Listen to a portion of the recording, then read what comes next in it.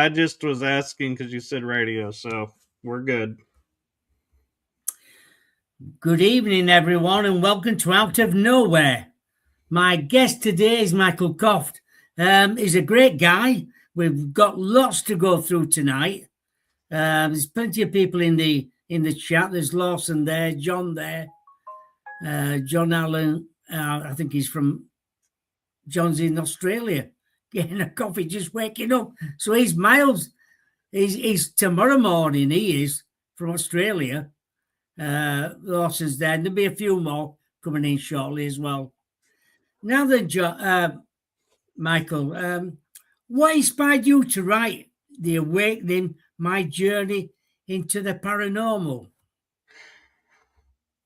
I was doing some interviews and I noticed everybody would always ask me, what got you into the paranormal? What, is your favorite paranormal experience? And I'd always, hear and be asked about certain ones. And I realized, that's because that's the only one I ever mentioned because it's in the forefront, but I have other experiences as well.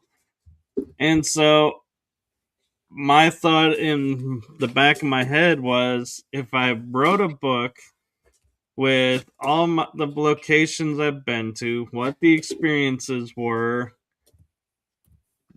then a podcast host such as yourself, if they're fortunate to read the book, might sit there and go, I've heard him talk about this, but how come we've never talked about this one? And you as the host, when you have me on, are like, hey, can you tell us about this one? And so I was hoping in a way it would broaden the horizons and give podcast hosts and friends more insights and more ideas of what we can talk about on shows. What do your readers take away from your story? A lot of them that I've heard from will sit there and say,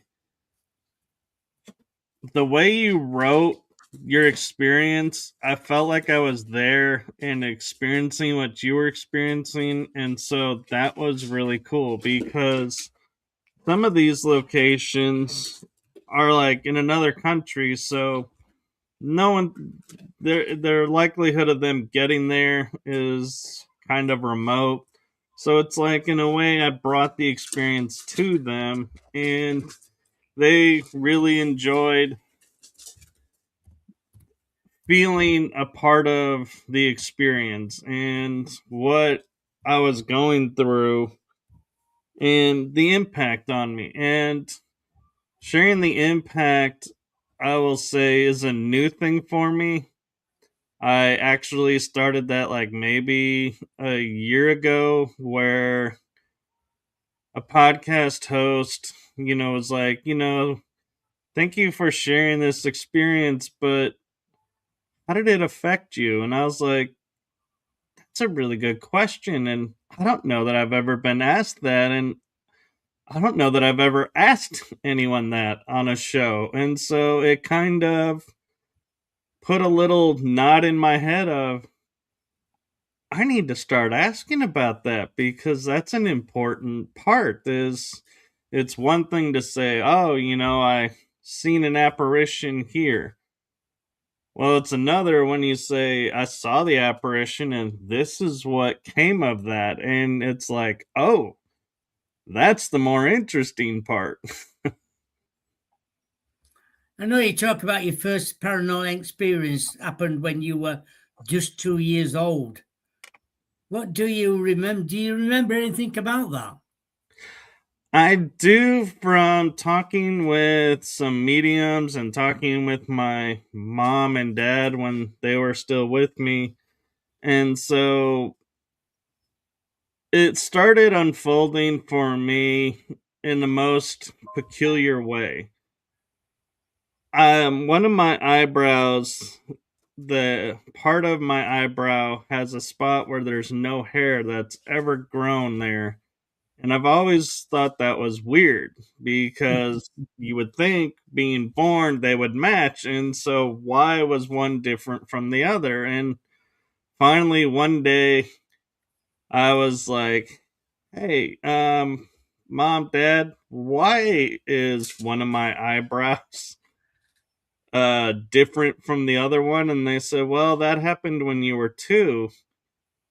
And I was like, oh, is this the experience where I fell down the vent and got up? And they were like, yeah. And so we started after a medium kind of filled in a little bit of blanks. They validated that, and then they filled in blanks, and then I got a full picture of what was going. And it took a long time to get the full picture. And I would get a piece when I was a teenager, another piece in my 40s, the full story in my mid 40s. So this is to me how the paranormal unfolds a lot of times. You get a little nugget here, a little nugget there. It can take weeks, months, days, years to get the full picture and understand what's going on. And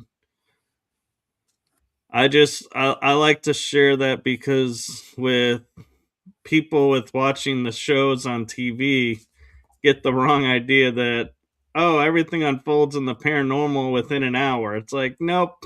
Never happens like that. So just doing my part to help dispel that little misinformation about the TVs put out. Oh, it never happens like that. You can be there for days. You know, when they do these programs, they're over months and they just take a little bit of that and a little bit of that and a little bit of that and make a show out of it. They do, and I used to love watching like ghost hunters because they would say like day 1 we investigated, day 2 night investigation, this locate, this part of the location, day 3 daytime, research, going to visit the library, interviewing witnesses, and so you had a log and you could see that this was over time. And they're like, day 7, evidence reveal with owner or whoever hired them. And it was like, I loved it because you knew, okay, this is a long process, but now all the shows are, we show up, we do investigation, we do the review, we reveal, nice hour show, everybody's happy, and nobody realizes, like you're saying, this is a week or a month's worth of research and experiences compiled down anymore. They've eliminated that fact. Oh, it's true that as well. When they talk about Skinwalker Ranch, some of that's been filmed over a year to make maybe one show, maybe two shows. It just doesn't happen overnight. I Right. go out there quite regular to places, and you could be stood there for 8 hours, see nothing. You could do that Right. every day of the week. I agree. And Skinwalker Ranch, though, I kind of enjoy watching because they will sit there and in the beginning of the season are like, hey, it's great to see you. What have you been up to over, the year since we've seen you last? And they kind of let you know time, a huge chunk of time has passed in the beginning.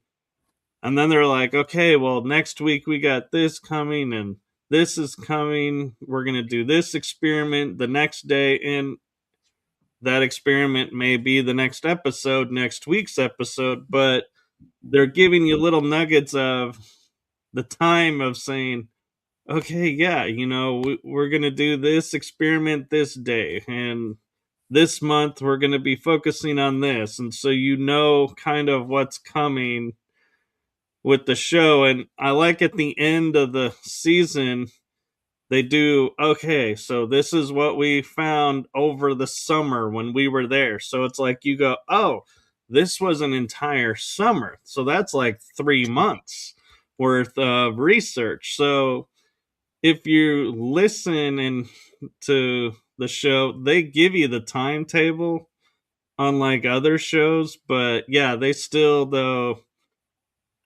will during the season, if you jump in like say episode 3, you have no idea how much time has passed and what happened in 2 or 1. And so Yeah, yeah, that's there, true. there is a little frustration with that, is jumping in the middle, it's like you are completely lost.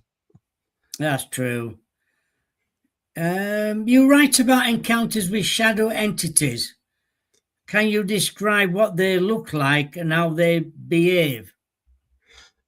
I can, and to me they were um the best way to describe it was out of the corner of your eye when you see something like blur by, or you see something and but you can't quite make it out, but it's like this dark mass. That's what I would see out of the corner of my eye when I was a teenager.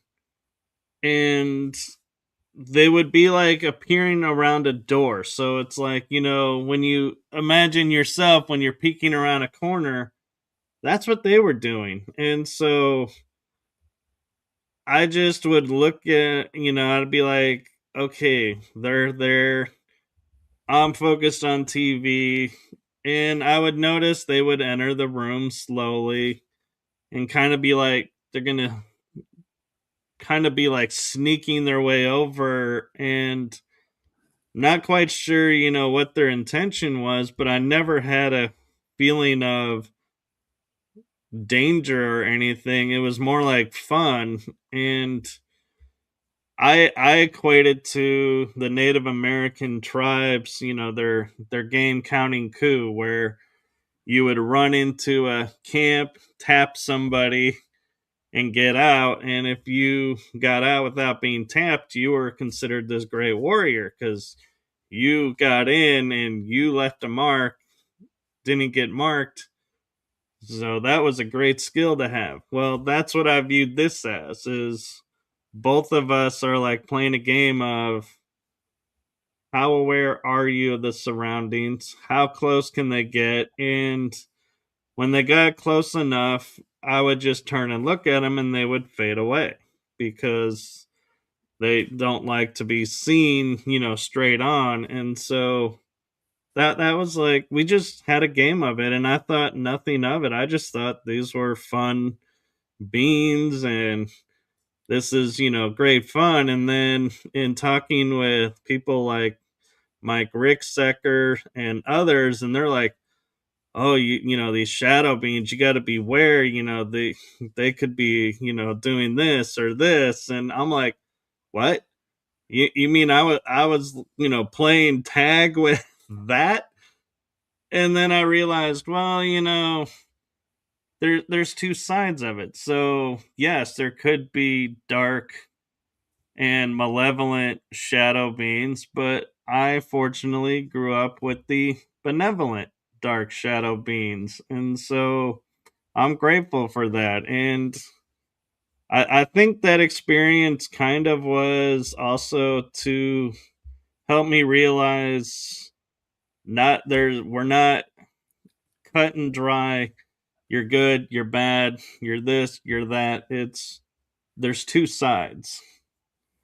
Oh, there definitely is. I've seen shadow people in here, gone through that wall in front of the TV and gone in. They've never actually harmed me or anything like that. Was you ever scared when you've seen these entities? I never really was. And I've often, been wondering why I never really was scared or feeling, like I hear other people, where they're like nervous or anything, is I just viewed them as a being there and just reacted accordingly of, you meant me no harm, so I'm not, gonna harm you, and try to communicate. And I almost feel like, that was like the introduction of telepathic communication a little bit, because I could read their energy and know they meant me no harm, so I didn't react to them. I just allowed them to be. They allowed me to be, and we lived. Um, the term that's coming to mind is copaesthetically. We lived in harmony, so to speak. And I have experienced on locations where a spirit does mean harm, and I put on a totally different reaction and a different hat at that point, and I'm like, yeah, no, you're not gonna, do that to me. You're meaning me harm. I'm gonna defend myself, and we're gonna have a totally different conversation. See, some people do get frightened of shadow figures. What advice would you give to someone who believes they have encountered a shadow figure? I would say trust yourself and trust what you've seen, but also you have to pay attention to how you're feeling, because your body knows on a deeper level what's going on around you than you may know. And an example of that is, you hear like a friend of mine, and we call it a spidey sense, where the hairs on the back of your neck stand up and you feel Mm. something's around.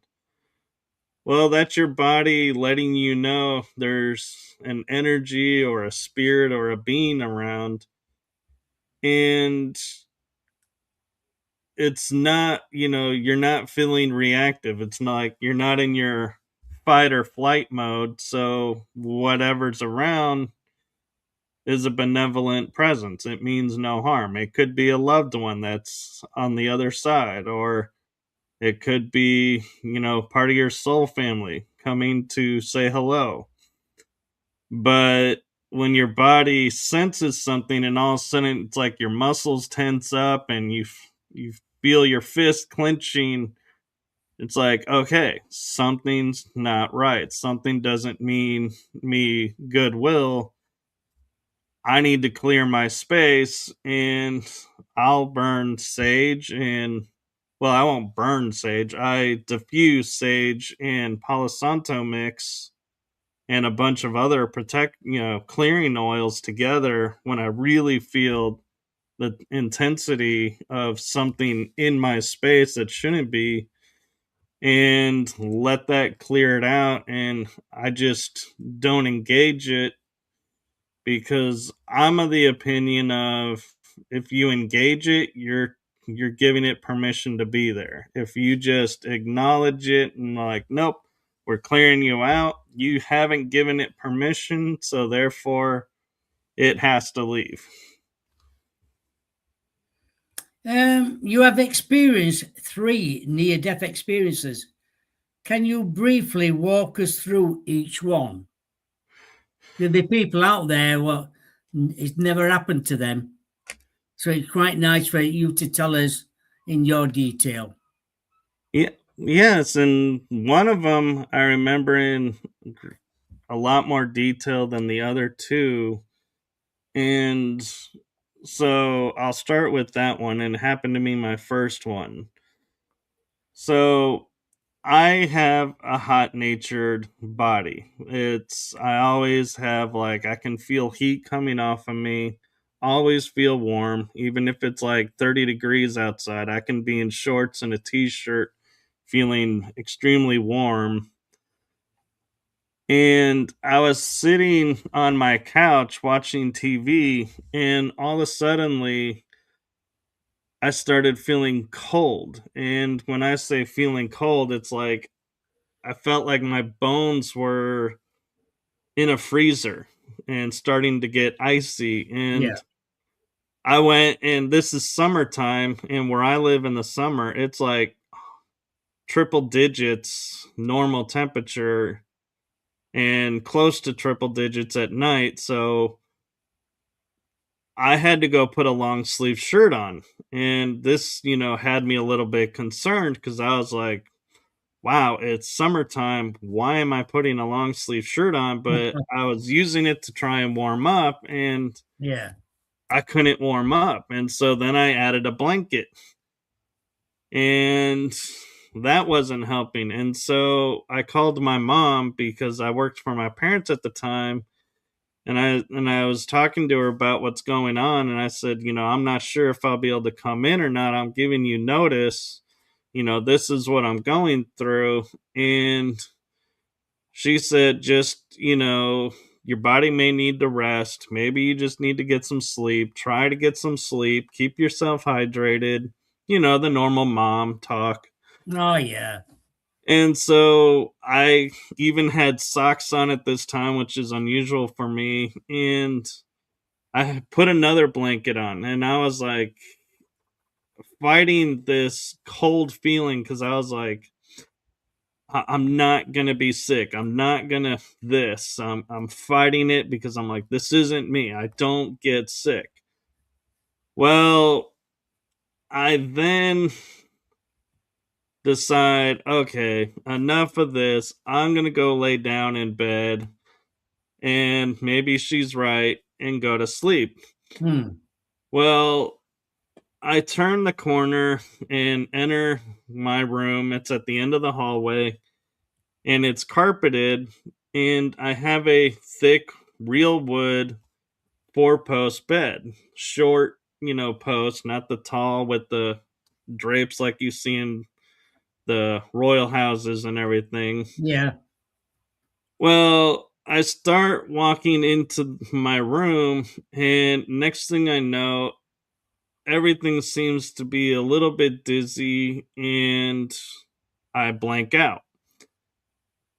I come to, and my chin hurts really bad, and I'm like, what happened? And I'm like, I'm not bleeding or anything. And so I'm like, okay, but something's not right. Well, I also notice I'm feeling a lot better. And so something happened to where whatever was making me cold has now left my body. So I was like, okay. But this is the part of the story where I try to not get graphic, but it is, I will put a warning out, a disclaimer. It's a little disgusting. I end up having to, as I'm standing up, run into my bathroom, which is just a few steps to the right. And I end up having to clean up the sink, clean up the floor because my insides decided they were going to come out. And there was nothing I could do to stop it. It was like projectile Oh, my everywhere. God. And I was like, oh, this is not cool. But I then turned and I kind of cleaned my face and cleaned everything up. And I was like, what just happened? And all of a suddenly, I could hear something coming around the corner, but I was the only one in the house. And my senses and everything's were like on another level. It's like I could anticipate there's a being in the house. And it's like I knew of their presence sooner than I normally would. Yeah. And I started thinking thoughts of what just happened. Well, here's the possibilities. My chin is sore. I must have hit the post with my chin. Thankfully, nothing's broken. And I would feel it again and be like, yep, nothing's broken. This is all repairable. Right. And I was like, where did that thought train come from? And so my thoughts started changing and perceiving things on another level. And I thought, maybe I should call my mom, let her know what's going on. I was like, nope, I'm just going to watch some TV. Let's go to sleep. And I woke up the next day, went to work, everything fine. And I know the one question everyone's going to ask is, how much time, did I lose or was I unconscious? I don't actually know. I actually never took the time to look at the clock to see how much time I lost. It was like God. nowhere in my frame of mind going, huh, I was out. I wonder how long. And I never went to the hospital to get myself checked out either because I could feel everything in my body was fine. There was nothing they were going to tell me I didn't already know. Right. And so that was my first near death experience. And my second one, I noticed I just all of a suddenly it's like I shut down and then came to. And I noticed this with the third one as well. And the timing may have been shorter, but I know after the third one, I was like I looked up, to like we would call the heavens or whatever, you believe out there. And I go, look, I know when I was two, we set in motion how this was going to unfold, how these upgrades were going to take place, but we got to stop knocking me out and making me unconscious without warning and resetting this way. There's got to be another way. And so let's stop the killing me to upgrade me and bringing me back motif. And it was interesting that I had that mentality and that insight of, yeah, I was noticing I was being upgraded in these experiences, but I didn't need to do them that way anymore. And so it's like I gained that insight of after the third one of we don't have to do it this way anymore. Let's rewrite this script. Let's rewrite this contract and let's come up with a better way. Was there any common themes why this happens to you? Well, I think it was all preparing me for what I was stepping into in life. And around the time of the first one, I was channeling and you know, was aware of things with that. And the second and third one, I was getting ready to go like overseas and experience and have experiences, but they were all designed around helping me to be open and aware of everything coming in and not to be afraid of. And one thing I will say when these near death experiences happened is each time my fear of dying disappeared and became less and less.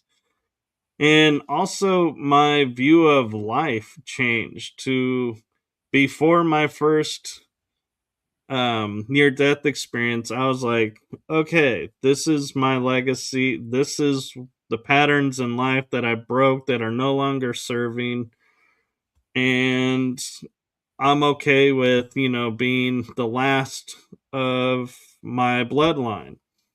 And then after the second and third one, it was oh, wait, now, the bloodline, it's okay for it to continue.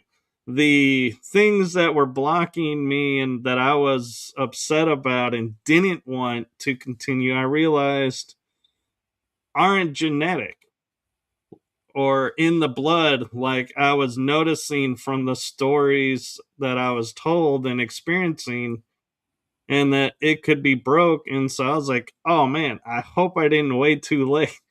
Yeah. And like, okay, so, and I wanted to be immortal when I was growing up. I had a sense of immortality and how that was achievable and how great it would be to live forever and experience history and the wisdom that can be shared. And then after my second and third near death experience, I was like, immortality can come from a book that I wrote and somebody reads it 100 years from now.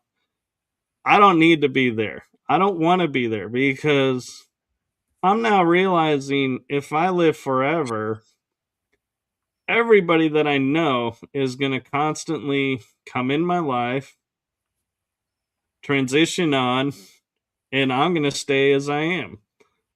And I'm going to stay forever. And I'm never going to get to transition on. And so I'm always going to be stuck here. And I'm like, in this world, I am sorry. I don't want to be stuck here in the No. world that we have right now. So I'm like, definitely breaking that immortality program. And I'm like, yes, I am mortal. I am embracing my mortality now. Yeah, because it is difficult when you want to move on in life. Some people get these experiences and it does affect their life, especially life and death. To think about the life in general and think, oh God, what's going to happen to me? Is things going to be good or bad? And it changes people. Did it change your life? Did it change your thinking of life? It did because growing up, I felt invisible. I felt, nothing I did really mattered because it was all about me and what I was learning and what I was pushing myself to do and what I was achieving. And it was always I. Well, after my near death experiences, I noticed my language changed from I to we, or what can I do for humanity? How can I serve humanity?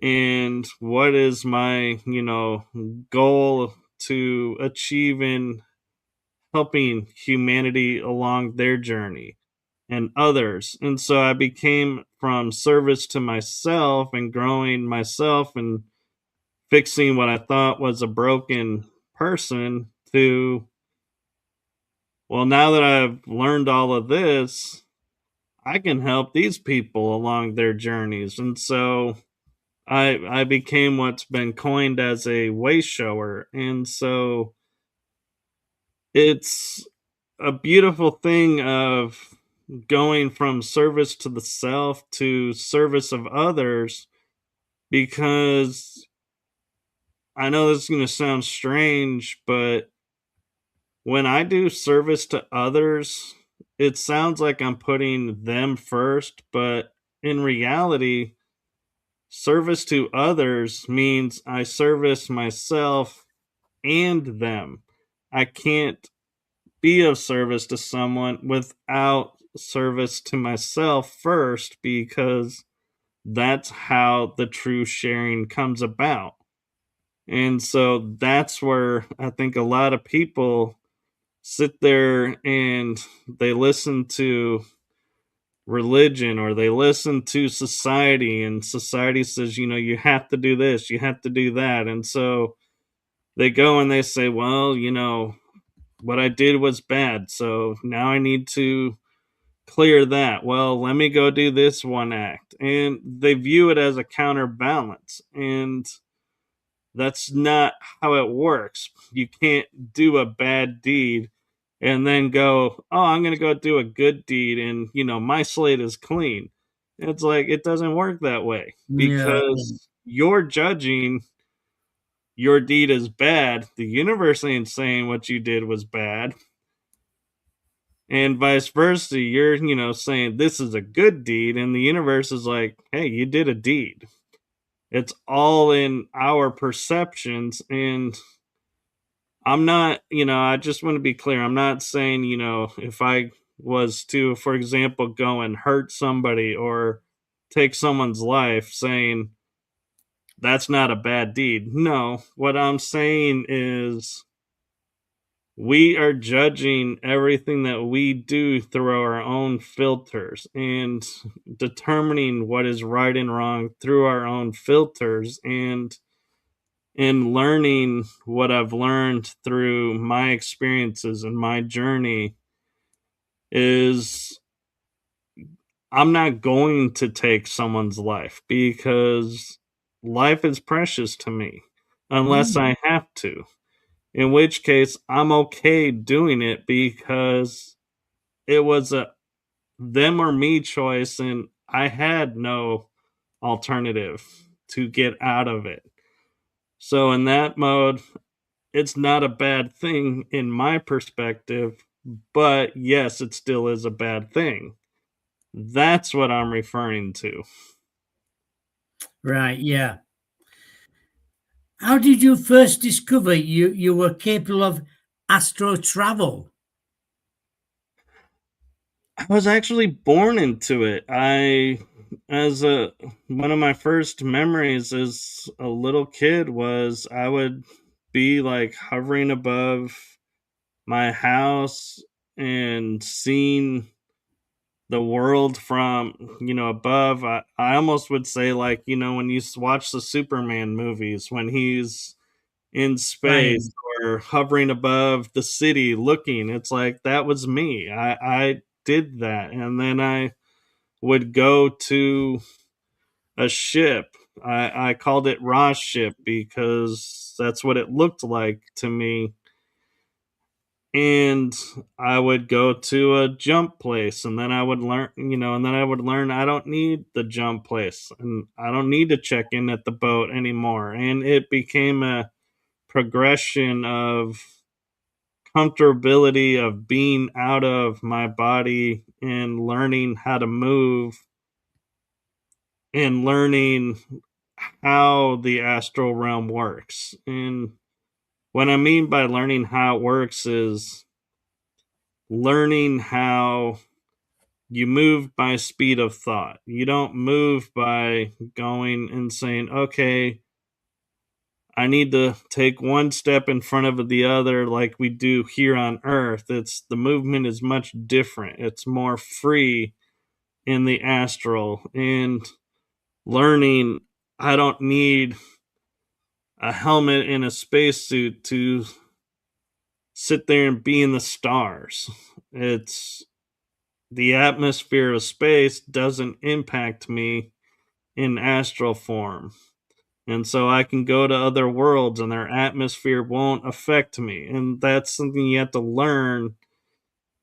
And you also learn there are certain areas, I call them shadow pockets on the astral, you don't go into because they're little energy traps Mm. where they're created by beings who want to suck your energy dry and feed off of your energy.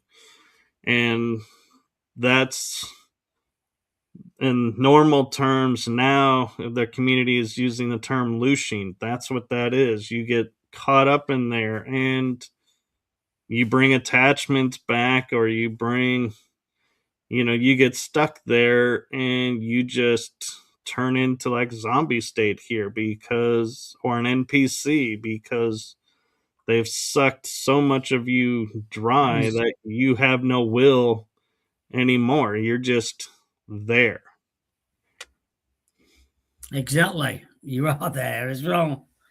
Can anybody astro projection then? They can. It's just a matter of how your mind works. If so, what I mean by that is if I was to say, could you see yourself flying on Earth from your house to, say, um, Antarctica, for example? Could you see yourself get up, fly over there, and land? And if you're like, nope, that's not possible, then astral travel will be a struggle for you. Mm. But if you go, well, I can see myself, hovering, in my room or hovering above, you know, my city, then you're astral traveling. You just limit yourself where you can go. And so you're not going to experience like off planet or going to Europe if you're in America because you're like, nope, this is where I'm at. And some people, like, one of the things that I do is I have friends. And so I go while I'm in astral and I stop by my friends and see, how they're doing, if everything's okay there, and then go off world. Well, anybody can go on astral to other countries, other continents, even into the ocean. And you don't need any special suit or special adaptivity. You just have to believe it's What you do? possible and be open to it and learn. Like when you're in water, you can learn, oh, I can breathe this water because my system doesn't actually need air right now in this form. So I'm able to breathe. And then it gets easier to travel and to go into depths or stay shallow, so to speak. So that's why I say everybody can do it, but it depends on your ability to let yourself Mm. go and experience what's out there. Yeah, that's true. You discuss portals in your book. What exactly do you mean by a portal? So, one portal that I experienced was it's an energy vortex that was opened by I don't know who, but when I stepped into it, being aware of energy and what's around, I got drawn into the energy of the portal and was like, without knowing it, thinking, okay, something's drawing me in. Maybe there's a spirit over here. So I went to investigate and see what's going on. And next thing I know, my head hits the metal floor of a jail and I'm snapping to and going, what's going on? And everybody was saying I was not responsive. I was, almost like a catatonic state. And I was like, yeah, right, ha ha ha, thinking they're pranking me. But they showed me a video, and there was actually video footage of me, just my body against this opening in this jail cell. And they, nobody could get me to respond until they tapped me. And the interesting thing about it is when they tapped me, my whole body literally fell and hit this steel floor, and I just got up and was totally fine. My body had no injury, which you would think your head like bouncing on steel, not a good thing. Well, my head totally fine. And they took me outside and I grounded myself and cleaned myself off energy wise and got myself back in the right mindset. And the interesting thing, I don't know that I've ever mentioned this, but before I went in the portal, I was sensing something, like something was hunting me. Something was trying to get a hold of me, and I couldn't figure out where it was. And after this portal experience, I didn't have that feeling anymore. Right. Whatever was there was gone. And so I feel like the portal energy was confusing me and throwing me off my game so I would walk into it. And when I was at another location, I could feel and sense something was in a corner. So I kept my distance from it and I wouldn't walk directly into it. I would walk around it or I would walk to a certain point.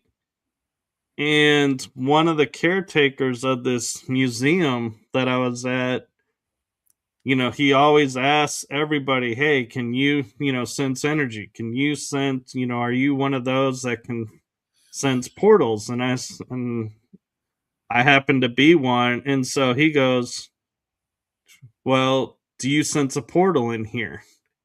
And so my mind, the first time I was there, was automatically flipped on to going, okay, this is a test. Is there a portal in here? Or are they just saying there's a portal in here to see if you really can? And I started, pardon me, I started walking around and I was like, something was drawing me to a corner. And I looked and I was like, one way to go, or I could go another way. And he's watching me, and I think he's figuring out what I'm figuring out and watching Yeah. and going, oh, he knows. Well, let's see how much he knows. And I finally got to the back of the room that we were in from the door, and I stopped at the corner and I put my hand out that's and I'm going like this and I go, okay, this is warm, this is cold. This is warm, this is warm, this is warm. It's right here. And so I say to the gentleman, I was like, there's a portal right here. And he smiles and he goes, correct, there is. And I was like, part of my body was like all tingling. It was like, oh, good, we were right. We we validated. We can sense these portals, and we can do this. And I was like, and whenever I go back there, he kind of smiles when I come in because he knows if I say, oh, I sense this, I really do. I'm not one of those that just says it just to get people's attention, like that unfortunately happens. And so it was nice validation, but it also taught me there's a difference between a natural portal and a portal that somebody opens and leaves open Oh, and doesn't close because they don't realize they open, or if they did realize they open but they didn't know how to close, it's like, yeah, so let's kind of stop doing that. oh yeah. Oh, yeah. Just be careful when you're opening portals. Make sure they're shut as well. Yes, because a lot of people have in their mindset through society and religion that ritual space is how you open portals and this is what it looks like. And they don't realize that by turning on, say, your digital recorder and start asking questions, you have opened a portal to bring in something to answer your question. Or you put out any equipment, that equipment is opening a portal for something to respond to. I'll come through. And if you don't close it, it'll just go and the next people come in and they'll add to it, so it grows and it grows. and nobody knows it's there because they're either not attuned to the energy or don't realize that's what's how this communication with the equipment works. And that's something that I kind of work on trying to bring awareness to. Of it, it's real simple act of when you turn equipment off and you're leaving, to just simply say thank you for communicating. All methods of you entering to communicate with us are now closed, and we are heading home. That's all you have to do to close the portal. There's no like magic or no degree needed to open and close portals. They are open and closed by intention, and that's it. It can be a one sentence, one and done, easy peasy. Yeah. What's the most compelling story a reader has shared with you after reading your book? I think the most compelling was the fact that they, when they were reading my book, were reading the words and feeling what my, goal was. They were feeling what I was feeling. They were experiencing and seeing exactly what I experienced, and seeing how that would impact, and that the impact makes sense and kind of was relatable to them. Because you sit there and you write words on a page, and and you're hoping, because there's no pictures, people will be open and receptive to what's there, and not judge it by saying, oh, you didn't put this, so I don't believe this is this. And so that was the most compelling to me, that made me want to write the next book and to keep writing. And some books I put pictures in or illustrations in, and some I don't. And the reason why I will be forthcoming and honest with you and the viewers, my paranormal book doesn't have photos, and if I do an update to it, won't have photos, and there's a reason behind it. Right. And the reason is, I felt like if I took and added an illustration or a photo of the location, somebody can pick up the book, flip to a page, and be like, hey, they used my photo without my permission. No, it was my photo, but because my photo has nobody in it and can look like 100 of other photos that you see on the internet, how do you prove that? How do you prove you didn't take someone's photo? And so I just was like, I don't even want to deal with it. So, not putting a photo of the location or, an illustration to it, because I just didn't want that frustration of having to prove the visual is mine and not somebody else's, and be like, that's it. If this is how writer, I don't have the patience as a writer to deal with this. So, done, and step away. So I was grateful that people would ask me about the photos, but we're like, we don't need the photos. Your words paint the picture, and that was so much better. What's one message you'd like listeners to remember after reading The Awakening? A message that I would like the readers to have would be kind of it's multifaceted. One facet is I'm just a normal bloke or a normal person, went in, was open, this is what happened. Anybody could do that. Anybody can experience this or, go to these places. There's nothing special about me or different about me other than I'm open and receptive. And the other thing that I want people to take from it is not everything is like you see in Hollywood or on YouTube, where you see people like turning a corner and then they scream and they run out. And it's like, oh my God, the paranormal is frightening.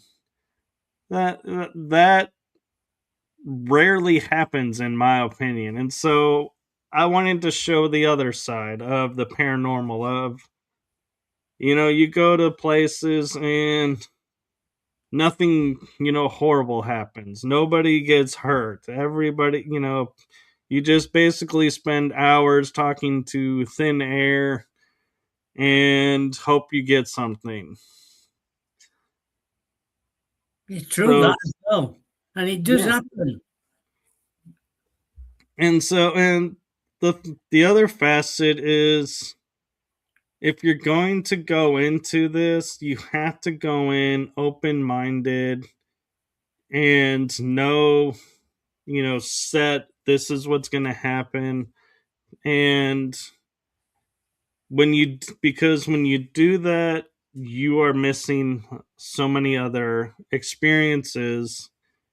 And so it's a mindset. So you have to be prepared when you're entering locations or homes or parks, cemeteries.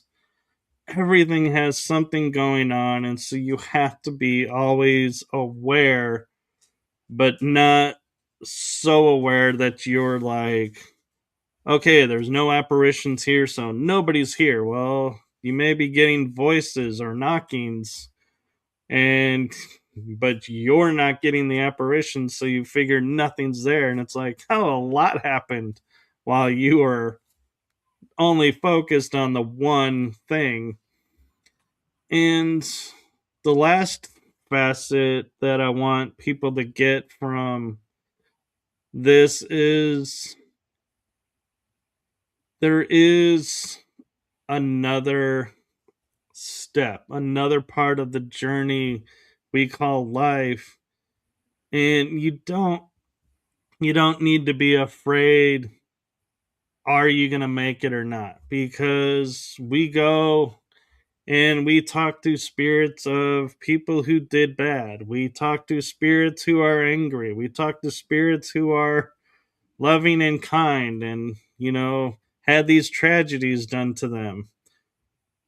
And the common thread is they're all there. So there is no separation of you have to earn your way in. It's you go. And that, is the gift that, I hope when I step away from the paranormal and retire and go on my next journey is to lead the legacy of you don't need to be afraid of the paranormal, and use your discernment when you are in a place where something is about to happen that you need to make yourself, protective mode. Trust yourself that you're going to go there and you're going to take care of yourself and you're going to take care of the people with you.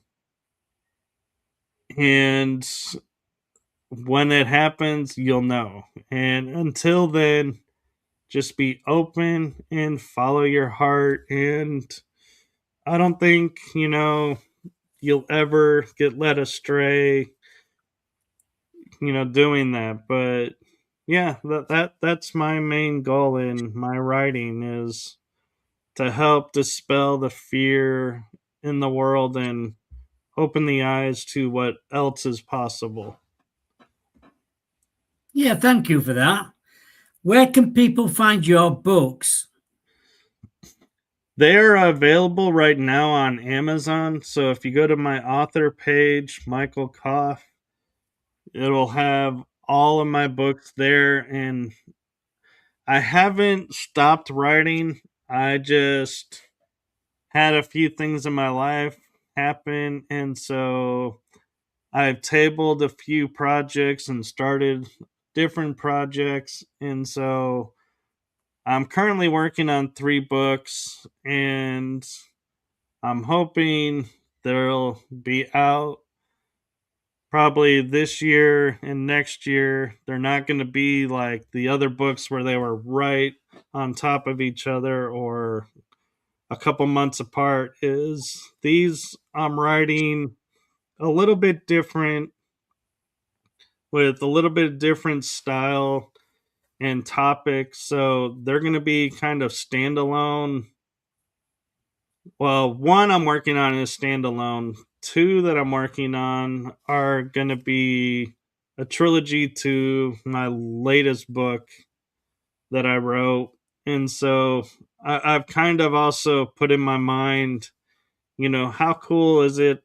I wrote a series. Now I can write a trilogy. Then I'll write a pair of books, like a part Yeah, one, part two, have standalone books, and, just have fun with it and be like, okay, I wrote different styles. Well, what's next? And maybe I'll write a screenplay. I don't know, but I just gotta follow my inspiration and my guidance and trust it's going to lead me where I need to go, and that I'll have the courage to follow no matter what people say, and just know that I'm following my source, and those that are ready to read will read, and those that aren't, I thank you for, being open to someday maybe you will. And so when you do decide to read them, thank you for doing so. And if that day never comes, well, thank you for reading other people's stuff. That's just the way I am. that's fair enough. That's fair enough. So, if anybody wants to get in touch with you, where can they find you? The easiest way to find me is if you're on Facebook. I suggest sending me a friend request and a message, with it, or a message, before the friend, around the friend request, because I am really bad about, I look at the messages from people who are my friends, and with my podcast shows that I do, working on that I don't always look at my other category, as Facebook puts it. And so Yeah, you may message me and it may be months before I will see it, because I don't know it's there. I forget that exists. And so I'm really bad about checking that part of communicating. Messenger. Okay, that's fine. People will realize that as well. So, thank you for coming on the show. Thank you to Yeah. everybody in the chat room, as usual. My guest on Friday, well, I remember. Well, thank you for having me on and inviting me. Yes, thank you. It's Chris Latteray on Friday. It's about growing up and being, well, not kidnapped at 6-year-old and working for the CIA. I've read about this blog before many years ago. So I'm quite happy I've got him on the show on Friday. So it'd be a fantastic show. That's this Friday, the 17th. It Uh, will be. I've had him as a guest on my show, and a friend of mine had him as a guest on her show, and he actually presented at a conference that he's a great I guy. yeah, it's he has a great story, so you're in for a treat with him. And Oh, definitely, definitely. his story is a little bit different than mine, so keep that in mind, But we actually have similar history. We just our focus is a little different. I'm getting more into that side of my life now where he's already in it, and so we have great conversation and we support each other. So I'm Oh, glad you're having brilliant. him on, and hope everybody tunes in with an open mind to hear his story. I'm sure they will do. So good night. God bless to everyone around the world. Thank you to my guest, Michael Croft, and catch up with you very soon. Bye for now.